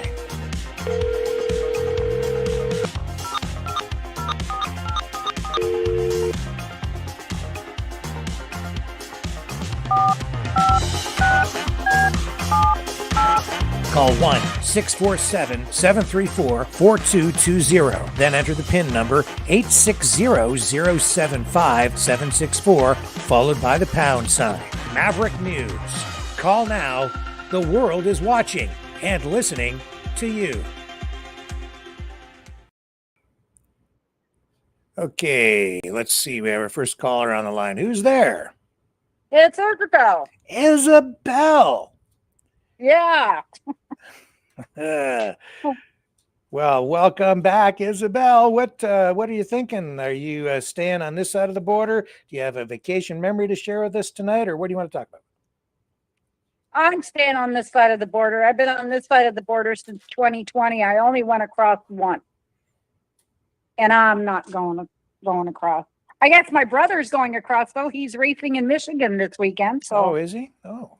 Yeah, he races BMX. He's a nut. He's 64. 64. He's 64 and he races BMX? Yeah, he's been racing since he's 12. He must be in pretty good shape. Oh. He's in excellent shape. Wow. They call him Crazy Mouse. Crazy Mouse. Or Danger Mouse. Remember the cartoon Danger Mouse? I know of it. I never really watched it. I can't say that I did. No, me either.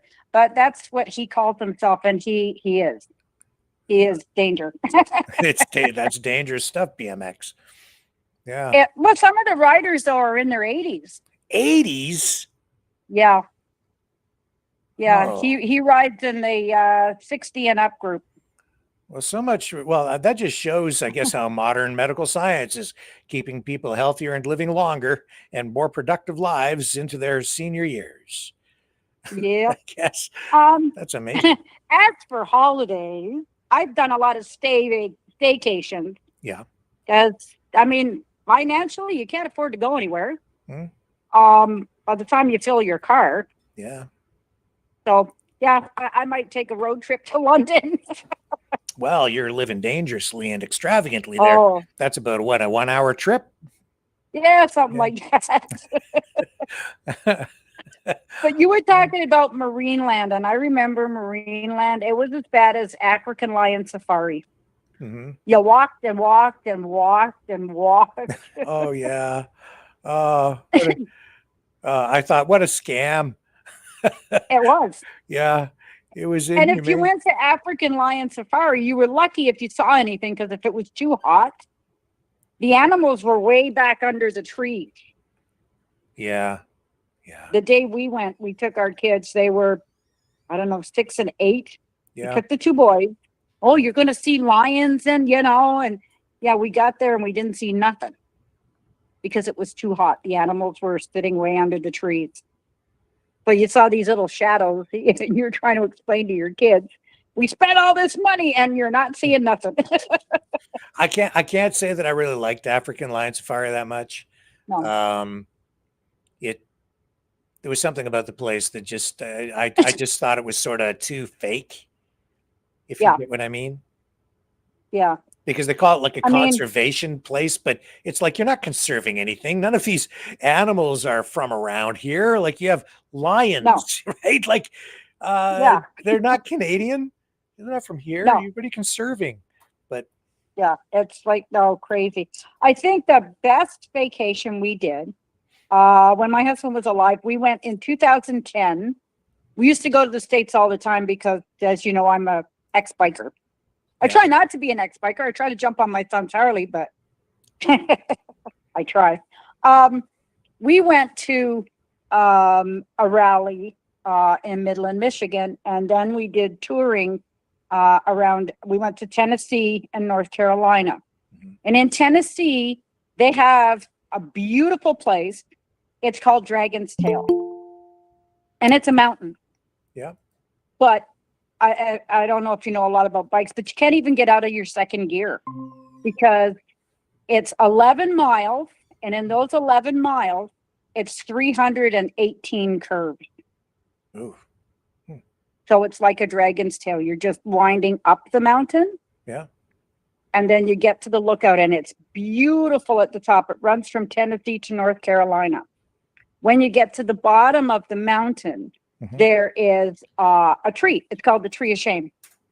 And the Tree of Shame is all parts of crotch rockets, like these speed bikes. Yeah. Because there's no guardrails. So if you go too fast on a curve, you're going over. Yeah. Speaking of mountains, there was just in passing, there was a big rock slide in Banff National Park, and numerous hikers caught in a rock slide there. So about 1:30 p.m., Lake Louise RCMP notified that multiple hikers caught in a rock slide. I think they say at least one person has been killed as a result of all that. So that's a developing story as well. So we'll keep an eye on that one. Somebody else just joined us on the line, by the way. Who is there? Alicia. Alicia, welcome back. Hi, Alicia. Hi, how are you? I'm fine. Sitting here watching it pouring like crazy outside. Yeah. Oh, well, it's not doing nothing here, and I'm hoping for rain. Oh, we've had rain for what, 2-3 days now, Rick? Yes. Yeah, it's been raining a lot here the last 2 days. So. Yeah, well, it kept saying it was going to rain here, so I put off haying, and no rain, nothing. Oh, so anyway, I'm for zoos and stuff. Yeah. As long as, the animals are taken care of. Yeah. And I remember being at Toronto Zoo, and I was standing, and a bunch of school kids were there. And a little girl, I heard her say, "Oh, zoos are terrible." And I said, well, are you planning on going to Africa? And she goes, no. I said, well, where are you going to see the lion then? And she looked at me and she goes, well, I never thought of that. Yeah, somebody else just called in there too. Who just joined us on the line? Well, hello, lady. It's your good old dragon. Well, hello, Dragon. Hey, Dragon. Hey, better be careful there, Dragon. Somebody might scoop you up and put you in a zoo and put you on display. They'll have a dragon display. Well, if that happens, they will have a bad surprise because I don't look like a dragon at all, or a humanoid with the human lizard tail. Are you kidding me? The human dragon? I mean, what an attraction that would be. Come see the human dragon at Dragon Safari Land. What are you doing for vacation this year, Dragon? Are you being like me and doing a staycation in your backyard? Kind of. Well, I'm probably going to walk around Montreal, make some look at, show people what Montreal looks like sometimes, and we'll see. I mean, there's probably something to do in Montreal, but yeah, I'm gonna take in my little city. So, yeah. What about you, Alicia? Are you traveling this year? Are you staying in Canada, or what? Are you doing anything? Not doing nothing. Yeah. Well, number one, I start to hay, so it usually takes me all summer. So if I go anywhere, it'll be in the fall. Wow. Well. And it's cooler then anyway. have you guys been to, you know what? I'm probably the only guy in the world who doesn't like Disneyland. We took our kids to Disney like years ago. I didn't like it. I just found it was really expensive. And the song "It's a Small World After All" to this day still plays in my head constantly because I went to that place and I can't get it out. It drives me crazy.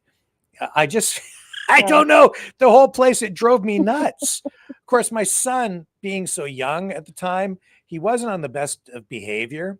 So he was constantly crying and he was tired and cranky, and I had to take him back to the, that might have something to do with it, but no, I didn't. I never really liked Disney much, but I do like the Six Flags amusement parks, which I found were, I don't know. I enjoyed going there better. There's one at Darien Lake that I really liked. Did you just go to the Disneyland area, or did you go to like the Frontier Town or the monorail? What did we do? I didn't go on the monorail. You know, we walked around all over the place. I have to think back to what we were doing, and it wasn't really that warm. We went sort of we went in, I don't remember what month it was, but it was still cold here. But we went there, and it wasn't really that warm there either. It was cold at night, warm during the day, kind of. It was all right. I just didn't like it. Well, when we went to my brother-in-law took my husband and I, and we went to what was called Frontier Town, and there you could take like a small motorboat over to this hotel, which was like on an island. And the hotel was built in like steps and stairs, the rooms going up and back. Mm-hmm. And they had the monorail that actually pulled into the hotel. Like went right inside the hotel, and people could step up on the platform and then go down the escalator to their room. Mm-hmm. And we went on the monorail, and my husband wasn't feeling good. This was close to the end for him. But when we got on there was a little guy. He must have been 4 or 5. They had him with it was sort of like a gurney, but it had the rails on, like the sides up on it. He had oxygen tanks and everything, and they were taking him for his last trip on the monorail. It was very touching. Mm-hmm. Very touching. Yeah, but I was surprised. But yeah, everything there is so expensive, and when you're in Disneyland, that song drives you nuts. Yeah. Yeah, I will say this, they know how to put on a parade. They have everything Yeah. synchronized. It's amazing. And they have the music playing through the speakers, but it's all like timed. And so as each what do you call it in a parade when you have like the displays or the floats and the people marching and the characters, so the music matches wherever you are on the parade route through the park at that time, so it matches what you're seeing in front of you, right? Right. Through the loudspeakers, which is pretty incredible because that's kind of at different times. Yeah. Do you remember that? Do you recall any of that from your visit? Yeah, I did. Yeah. And you know what I do recall though? I don't know, like we didn't have our kids with us because our kids were grown and gone, but where they would dress up the little girl to be like Cinderella and stuff like that. Yeah, yeah. The price. Yeah. I almost fell over. Like it's like $300 just to have your kid dress up and take a picture. And I'm thinking, yeah, I love you a lot, but no. Yeah. Like $300 just to, put maybe like Cinderella or Sleeping Beauty, take a picture and be with the adults that are dressed up the same. And I'm thinking, that's a lot of money. That's the grocery price of a family of 4 people. No kidding. No kidding. Like that was crazy. Crazy expensive. But they see you coming, right? And the more they advertise to kids, I want to go to Disneyland. Yeah, okay. You'd have to take out a mortgage now to go. Yeah. So I have my gazebo back up this year, and I've been praying for the last 2 days the window taken down. But that's where I'm going to spend my summer. So I thought I would call in, and I wish you guys a happy Thursday. I'm going to pop off. I got to try and run between the raindrops, take my dogs out. Yeah. Yeah. Well, I try and stay dry out there. My dog doesn't care if it's raining either. He just wants to go. Isabel, I took him last night and it was pouring rain when I finally got to take him, and we came home, but I said he got a free bath. So that was good. That was good. Yeah. My Chihuahua doesn't like the rain. Chihuahuas hate the rain. Yeah. The little Yorkie, she don't care, but he don't like the rain at all. He's like, ew. Do you remember back in 1999, Isabel? There was this big contest, and Disney had a contest to bring a Disney parade to a town in Canada. And do you remember which town won that contest in 99? It was 90. I remember them doing that. Yeah, Goderich. Do you recall that? Was it Goderich that it was in? Yes. Yeah. I covered that. I'm just looking online here to see if I can find any footage of that. I went to that. Yeah, that was a big covered promotion that day, and just wondering. There it is. Here's 1999. Here's the parade here. I'm going to show you. Some footage from that. I don't know where this footage came from. I don't know if it could be from the news story that I did that somebody reposted. I don't know. Let me just see if I can share it with you here. Do you remember any of this? Actually, I don't. It was an amazing thing that they put on there. They brought like the Disney parade from like the amusement park, basically, or a version of it, to Goderich, Ontario in 1999. This is just to Mickey Mouse and his friends as Mickey's hometown parade celebrates the excitement of our hometown affair.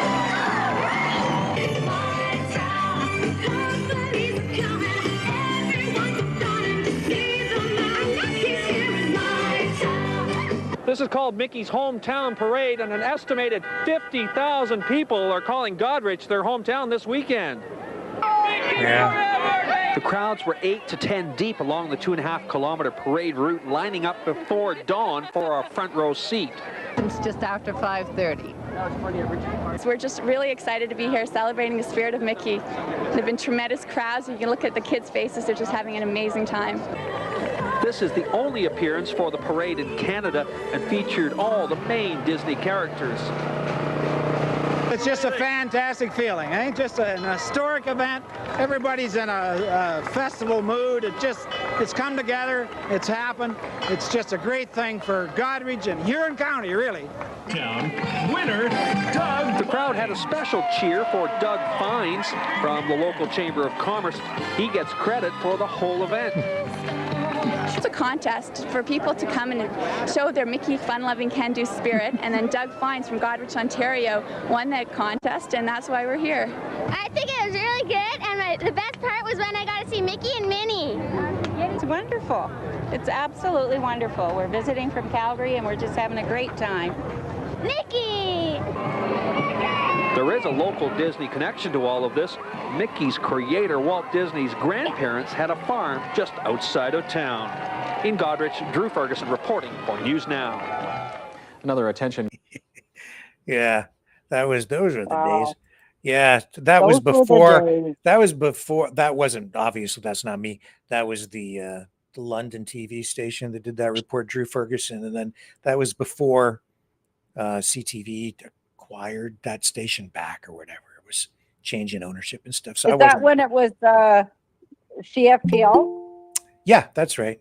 Yeah, it still is CFPL actually, but they just call it CTV now.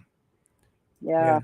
That was a great day, man. I was there. I was covering it for CTV, and that was the London station, and doing a good job as usual covering that.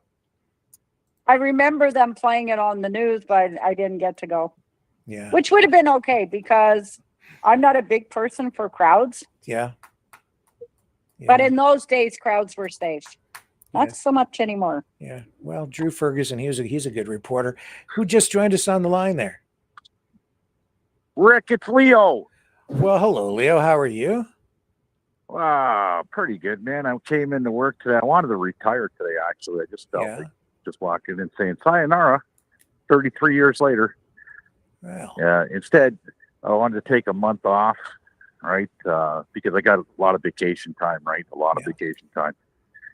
And so we compromised. Guess how much time I get off?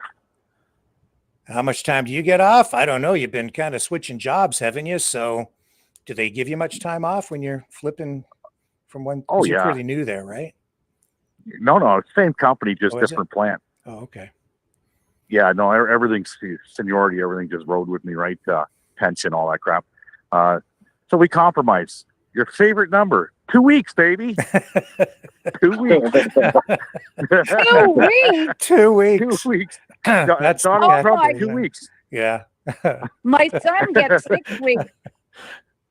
My son gets 6 weeks. He's been there 26 years on the buses in London.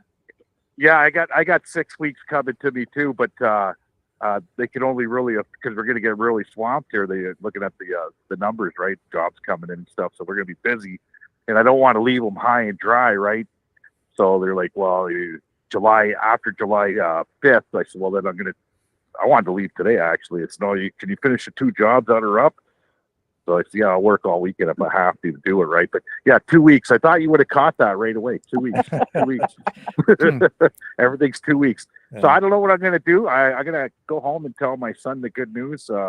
And he's not working yet. He's going back to school in September anyways for electrical. Yeah. He's going to grab a trade, right? And I'm going to see what he wants to do. If he wants to go for a ride to Vancouver, jump in the truck, Gus, let's roll. Well, that's almost, how many days does it take to get to Vancouver driving like that? That's well, he's got his license, so he could drive too, right? Yeah. And if we bring his my nephew with us, that's 3 of us. The wife don't want to go, so 3 of us going. We could do it in my diesel truck. Should probably 40 hours, 45 hours. Well, that's a road trip. You get to see all the sights. If you do that, if you did that, would you go like through the States, or would you go all the way up around and stay in? Oh no, I'm gonna stay in Canada. I go through, Ontario. I'll get a stop at Kakabeka Falls for sure in Thunder Bay. Yeah. And then check out the sites. But I heard that, I don't know if it's true or not, but I thought I'd seen something where provincial parks are only going to charge you $15 a stay per night. Oh. I think Gilbo came out and said something about that the other day. They were bragging about it, right? Bragging about it. So if that's the case, pack a tent and, we're going to stop obviously in Banff. I'd like to camp in Banff. Careful, they just had that rock slide there today. We're on the Trans-Canada? Just a new story, just broke. We just mentioned it. So we've got apparently one person I think has been killed, and some hikers were hit by they think one person dead. Not sure how many hikers were affected by this. Lake Louise, RCMP investigating. That would be the Trans-Canada Lake Louise. Yeah. Right. Yeah. That ain't cool. Dozens injured. Yeah. Dozens of people injured. Really? Yeah. Well, I'm gonna have to go look at that. But yeah, I want to go before fire season really happens in BC, right? And the price of diesel's still low. Somewhat low, right? Well, avoid the ostriches, eh? You know what? I guess it's free camping and free food there. I might stop. Yeah,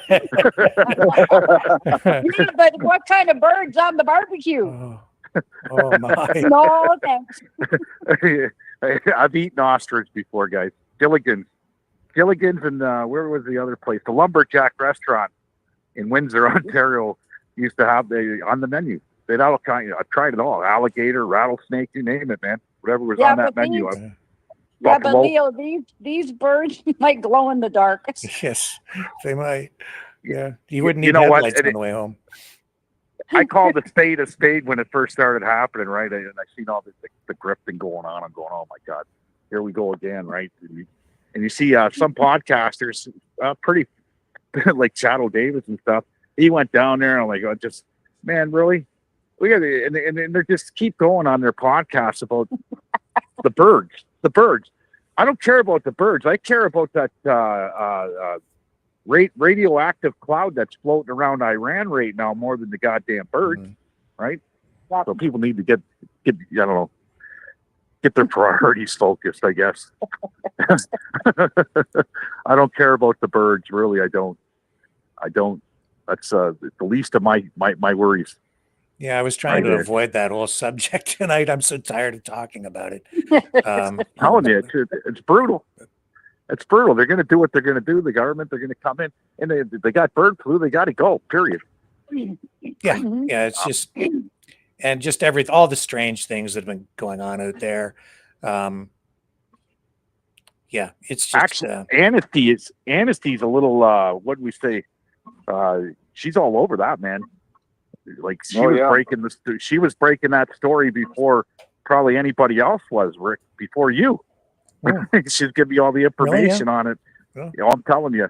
Yeah. And I was looking at it going, really, all the feeds from 2017 and stuff like that, where they were advertising ostrich meat and ostrich eggs and this and that. They went from producing meat for the world, I guess, to the vaccines and everything you're talking about, right? But that's not going to be on my vacation stay. I'm flying right past. That's it. If I go to BC, I'm just going. I'm going to the thing. And I loved what you said about Avery's, Green Avery's there. That's a great little place. It man. is. It's a cool hidden. place. Yeah. And nobody, and it's not advertised like it should be. Yeah. Right. No, I didn't even know that was in our area, and I went there with my son. It's like, why isn't it advertised more? Right. Yeah. Oh, I remember the African Lion Safari. I brought my kids down there, and I'll tell you, I'll never bring my vehicle through there again. The monkeys jumping on the cars, ripping the antennas off. Yeah. You know, it was funny, right? It was funny then, but yeah. Now the price of an antenna, right, or any parts for your car. I seen a guy's car get destroyed almost, man, by the monkeys. You know, ripping off the ripping off the plastic and everything, man. The mirrors, and I'm like, oh my god, right? And it was a rental too. We were watching it, me and the wife, and it was a budget rental car. They thought they were being slick. Wait till they get the bill for that. Oh, I thought they had cars you could pay for there and drive through, because I'd never take mine through there. They have like a tour bus type thing, like one of those mini buses. Yeah, so that's what I went through on with our kids when we went there. Yeah, I wasn't taking my car through there. No, I wouldn't either. Well, it does remind me something.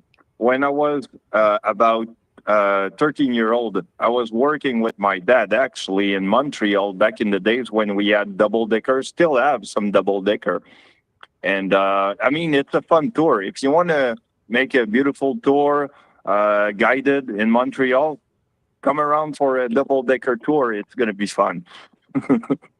Oh yeah, well, the they got double the old buses there. Yeah, it's old UK buses from it's from England basically. It's those the early days double decker buses which you have no roof on the top basically, and you're on a floor right there sitting and looking at what's going on around. Pretty beautiful. You know what, Dragon? It might be. It's up to my son, okay? Because I've seen everything I wanted to see in Canada, but I do want to see it all again, right before I die. If he wants to go west, if he wants to go to Montreal, because we just drove through Montreal, we didn't go do anything in Montreal, right? I might wind up in Montreal. Who knows? Now, well, double deckers are fun. We did double deckers when we were over in Scotland in '96, but my dad used to drive the double deckers in Scotland. Yeah. You know what their training is on a double decker? They literally have to take a corner almost like at 90 degrees. Yeah. And that bus won't go down. That bus doesn't go down. Because double decker, okay, they're still, you know, the driving wheel where the driver's seat is on the other side of a usual car. It's all made in England, so basically there's no modification made on it. It's regular, like lefty driver's seat. Yep. You mean right-hand drive, right? Righty. Yeah. Right-hand drive. Yeah. Because they drive on the other side of the road. Where did it sit down the rain right now? Those buses, the driver has their own entrance on the older as long as buses. they're not as long as they're on the right side of the street, that's all I care. Yeah. Over in England, they drive on the other side, right? My dad used to tell me when they did their driving test for those buses, they had to take them through an obstacle course, and they had to drive them like at full speed on wet roads because there's a lot of cobblestones. And the reason the buses don't go over as easy, even because of the height, is because there's special weights under the bus. Oh, really? Yeah. Huh. I'm like, yeah, wow. Because they had to do their test all the time. I don't think I can get used to driving a right-hand drive vehicle because I shift with my right hand. So if it's a stick shift, like, and on the left. And if you're driving in the US or Canada on the right-hand side of the road and you have a right-hand drive car, it can create blind spots when you're turning corners and things and passing vehicles too. So it's dangerous. You don't want a right-hand drive vehicle because if you're trying to pull out to pass somebody on a 2-lane highway and you have a right-hand drive vehicle, you can't see, right? If you're behind another vehicle, because you think about it, right? You're like, when I'm going to pass, I put my head right over and look to see what's coming. You got to check to the left. Yeah. We have the mail trucks here that are out on Highway 2 and 14, and they're right-hand drive. Mm-hmm. Yeah. You know, I think the garbage trucks are too. We have. Yeah, that's because when you're driving around, they need to get out of the vehicle quite a bit, right? So they do that. Yeah. But they're not driving down a 2-lane highway trying to pass everything in a garbage truck. So I guess there's that. But they do it so it's safer too, because they need to get out of the vehicle to walk to the curb.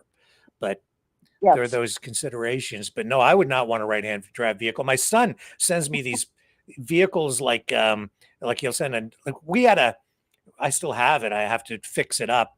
It needs a lot of work right now, but this Nissan 300ZX, he keeps sending me right-hand drive Nissan 300ZXs.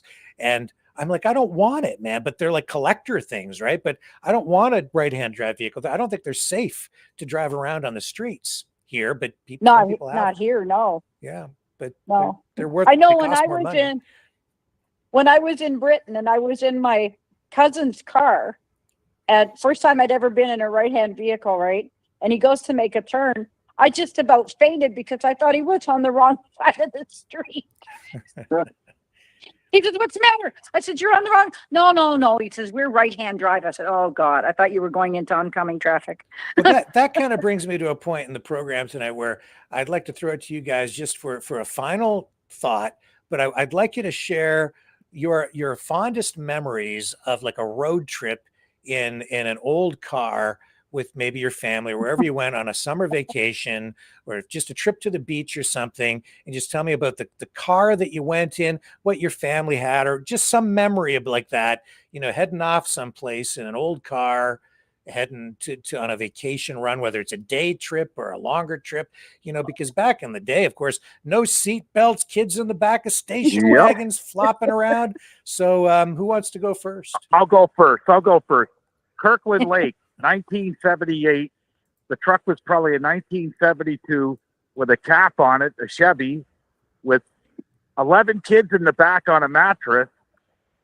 And my mom and dad, well, no, it was 10 kids and the baby up front, right? With my mom and my dad to Kirkland Lake from Windsor, and spent a couple weeks there and then came back. No seatbelt. Imagine that. Try and pull that shit today. Yeah, you can't. Mine would have been, we took the kids out east and we were going into, I forget we were going, it was a little small French village, but it was out east. And we had an older pickup with the flip back window, and we had this little trailer, and we're coming down this hill against the guardrail, and it was a steep hill. And all of a sudden my husband's like, "Oh shit." I'm like, "What do you mean, oh shit? Oh shit, what? Oh shit." The kids were just bumping around in the back seat, no seat belts, right? Mm-hmm. The brakes were starting to go in the truck. We're coming downhill. The trailer's pushing us down the hill. All I could see was the curves and the guardrail. Ooh. Wow. We made it, but it was scary. Then when we got down there and we camped finally, and my husband worked on the brakes and we got everything fixed. He had a leak in the brake line. And the next morning we go to pull out. My sons get out the back of the pickup and they're sputtling around or whatever. They jump in the back seat, say, "Okay, we're ready to go." My husband goes to pull out. We hear crack. They forgot to put the window down on the pickup of the truck. It went through the window of the trailer. Oh no. So of course nobody's going to take the blame, right? It's a Sunday. Back in the day, nothing was open. So we had to put garbage bags on it because it was in the front of the trailer. So the rain was coming in. My husband goes, "Just think of this, later on you'll laugh." I said, "Yeah, but right now I'm not laughing." Well, worst case scenario for me, if my truck breaks down from here to BC, Rick, I'm just going to the nearest dealership and buying another one. That's what I'm doing. It's brand new. Well, buy your gas now because there won't be gas and soon. I can, and I just might do it. So hopefully my truck does break down. My wife would like that because she'd like a new truck when I got back, right? Wheel and deal on the road. What about you, Dragon? If I do remember well, it was 2002. My father was a bus driver for traveling buses. And actually, he picked me up on one of his tours, basically a Montreal, Quebec tour. And I went to see Quebec at his medieval festival, which was my first time. And I was a medieval amateur. So, I mean, to me, medieval time was always been a funny part time that in history that I liked to research on. And I mean, I've seen a lot of armors, a lot of swords, lot of people, wearing medieval costume. It was beautiful, and I think it's gonna follow me everywhere I'm gonna go, because it is one of my favorite road trip memory, I think. So yeah. Well, and if I come to Montreal, you're going to be my tour guide, buddy. Well, I'll be it. That's for sure. Hey, you'll be there, right? Okay. I got to go right back to work. Okay. Nice talking to you guys. Thanks for calling in tonight, Leo. And Bye-bye. so when I was younger, my brother used to drive down to used to go on occasion to Port Stanley on Lake Erie, the beach there. And do you guys, Isabel, do you remember Mackey's? It's still there. Do I remember which? Mackey's, the sort of the restaurant there on the beach. Yes, Yeah. Mackey. And the orangeade. Yes. Yeah, which is like liquid sugar with orange Yes. flavoring. Yeah. Yeah. Yeah, so we used to go down there when I was my brother quite a bit older than me, and so he had like a Chevy Nova SS with a 350, and he used to take me to the beach sometimes during the summer, which was always fun. And we'd go down there, and the orange, you drink the orangeade, and then you get this like massive sugar rush, which is basically the same stuff. Do you remember they used to sell that at McDonald's? Yes. Yeah, and you could get It the was machine so for kids' sweet. parties. Do they still Yep. do that? I don't know. No. No, they don't do that anymore. No, they don't. They don't even have most of them don't even, I've noticed, because I haven't been there in years, but they don't even have the playrooms anymore. Oh, A lot of them have taken those out. yeah. So Well, it's like it's I'm, crazy. I'm still recovering from the Indeed. sugar rush of drinking that orangeade from when I was a kid. I never got over it. It's just pure liquid sugar, man. It's like, wow, that's high test, that stuff. I guess Can you they must still imagine? sell it. I don't know. Haven't been there in years. Could you imagine if you did a sugar count on that? Oh my God. Yeah. Just do your insulin check on that one. Just to do a blood test afterward. That would be a bio experiment for sure. Yeah. Yes. But then Although yeah. I shouldn't talk about sugar like that, because at least maybe every 6 to 8 months, I get a craving for condensed milk. Oh yeah. Yeah. I don't. It's got to go in the fridge with a spoon. Yeah. Not me. No. Yogurt is about as adventurous as I get. Oh, But then, afterward, years later, first car I ever drove, what I learned to drive on, it ended up being my first car, 1977 Plymouth Fury. oh.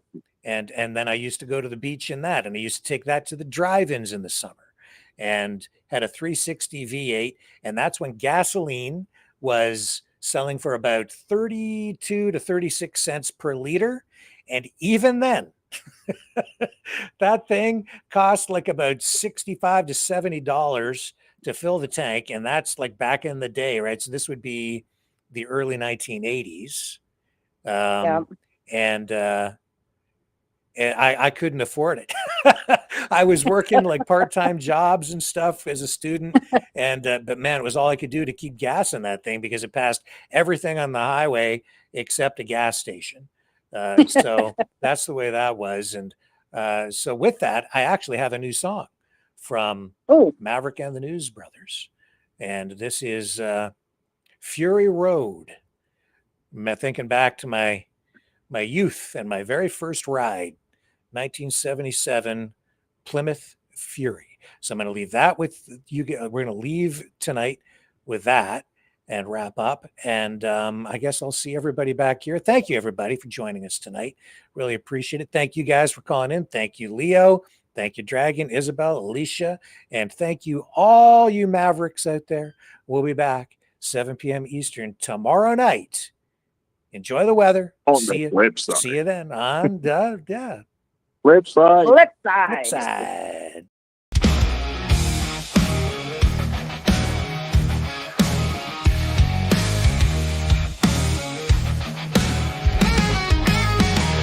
I was just a kid, 16 or wild. Dad tossed me the keys, said go drive a while. As she sat gleaming blue under the sun, a 7.7 Fury built to run.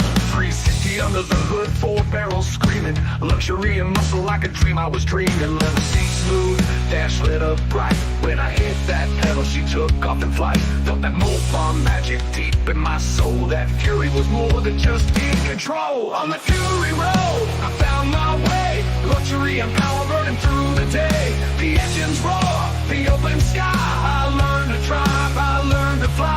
That blue Plymouth, fast than me. Fury in my heart, living the dream. Cruising down the street, hips turning around. People knew that sound, it shook the ground. Chrome and steel, the power in my hands. That Mopar magic no one understands. She had a glass so smooth, but the punch was raw. Every mile in that Fury left me in awe. From red lights to highways, I made her run. Every time I had the wheel, I was the only one. With the deep blue shine and the power she gave. In that Plymouth Fury, I felt brave.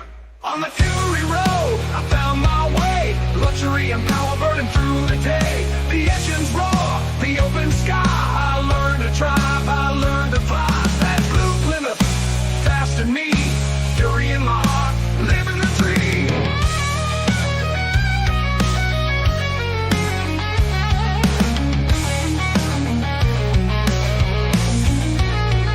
From red lights to highways, pure steel pride. Taught me how to roll, taught me how to ride. With every turn, with every mile, that Fury gave me my own style. Now every road takes me back in time to the day I felt that engine's prime. On the Fury road, I found my way. Luxury and power burning through the day. The engines roar, the open sky. I learned to drive, I learned to fly. That blue Plymouth, fast than me. Fury in my heart, living the dream. Now I ride, but nothing feels the same. Without that Fury, it's just a game. She was my first, my Mopar queen. Still hear her roar in my gasoline dream. And that 7.7 Plymouth will always be the ride that set me free.